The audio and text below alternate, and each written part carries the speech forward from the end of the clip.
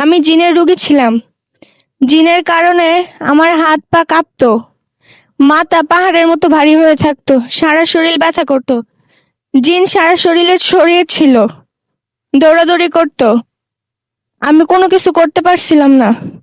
সবাই মনে করছিল আমি মারাই যাব। এমন জিন আমাকে অ্যাটাক করছিল, সবাই বলছে আমাকে মেরেই ফেলবে। আমি বাংলাদেশের বিভিন্ন জায়গায়, কুমিল্লা, ব্রাহ্মণবাড়িয়া, ঢাকা, গাজীপুর, সিলেট, কাপাসিয়া অনেক জায়গায় গিয়েছিলাম।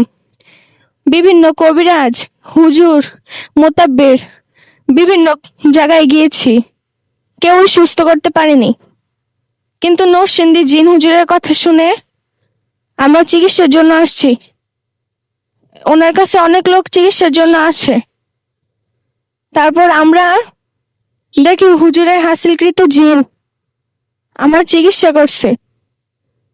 আমি বুঝতে পারছি যে জিন আমার শরীরে ঢুকে। অনেক জাদু ছিল।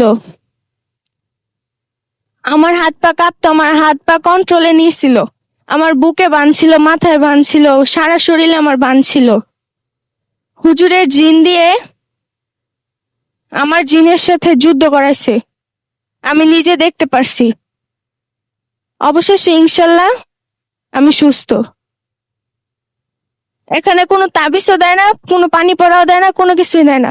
ওনার হাসিলকৃত জিন দ্বারা যুদ্ধ করায়, সুস্থ করায়। তো আমি সারা বাংলাদেশের লোকদেরকে বলতে চাই, আপনারা বিভিন্ন জায়গায় ঘোরাঘুরি না করে আপনারা জিন হুজুরের কাছে চিকিৎসা করতে পারেন।